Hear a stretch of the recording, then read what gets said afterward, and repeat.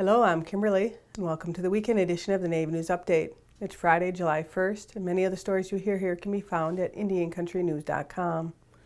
And here's the news for today from the Associated Press and other Native news sources. Prominent Yakima businessman Delbert Wheeler Sr., owner of King Mountain Tobacco and several other businesses on the Yakima Reservation, passed away June 30th at Yakima Valley Memorial Hospital at the age of 57. Wheeler owned several other businesses on the reservation, including a logging company, farming and cattle operations, a gravel pit, 2 convenience stores, a smoke shop, and a pawn shop. He employed more than 500 people at his enterprises. He was a warrior fighting for the Yakima Nation treaty rights and was very compassionate as he helped thousands of people. Wheeler was well known throughout the U.S. as a Native American advocate for sovereignty and treaty rights. He fought many court cases, setting precedents on behalf of Indian country, benefiting generations to come. He also supported and loved the community by providing funding for rodeos, livestock, Thanksgiving and Christmas giveaways, and continually giving back to the youth. His loving wife, Trina Wheeler, and beautiful children surrounded Wheeler as he went with the Creator with open arms. His time on earth was finished, but he leaves behind a legacy for his family to continue. He was the hardest working man. He woke up at the break of dawn and worked every day of his life. The National Park Service has modified the regulations governing the gathering of plants in national parks to allow members of federally recognized Indian tribes to gather and remove plants or plant parts for traditional purposes. Secretary of the Interior, Sally Jewell, announced the rule change on June 29th at the National Congress of American Indians Mid-Year Conference in Spokane, Washington. The changes to the regulation take effect 30 days after the rule is published in the Federal Register in the coming days. After that time, tribes will be able to request to enter into agreements to conduct gathering activities. In drafting the modifications to the regulation, National Park Service staff met with or contacted more than 120 tribes. The rule will not abrogate, nullify, or diminish any rules to gather plants by any tribes that have gathering rights under treaty provisions or through federal statutes, or have a separate gathering agreement created under this rule.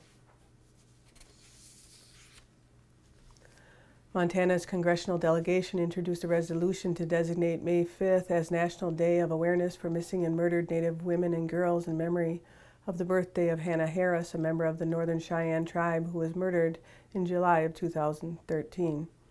The resolution by U.S. Senators Steve Daines and John Tester and U.S. Representative Ryan Zink will honor the lives of missing and murdered American Indian and Alaska Native women. According to a Department of Justice study, in some tribal communities, American Indian women face murder rates that are more than 10 times the national average. Also, according to the Centers for Disease Control and Prevention, homicide was the 3rd leading cause of death among American Indian and Alaska Native women between 10 and 24 years old, and the 5th leading cause of death for those women between 25 and 34. Dane said he was heartbroken by the death of Roy Lynn Ride's horse, who died June 28th, nearly 2 months after she was found beaten, choked, and set on fire on the Montana's Crow Reservation. Tester, a Democrat, said it was critical to shed more light on the hardships that Native American women and their families often face. Governor Mark Dayton announced his appointment of Ann McKeague as Associate Justice for the Minnesota Supreme Court. She is the state's first Native American to serve on Minnesota's top court. McKeague has served as a district court judge in the 4th Judicial District since she was appointed in 2008 and is currently presiding judge in family court. Previously, she worked as an assistant Hennepin County attorney in the Child Protection Division for more than 16 years, where she specialized in Indian child welfare cases.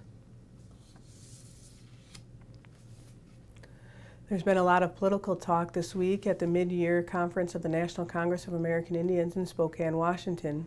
Tribal leaders say the next president must understand the importance of tribal sovereignty.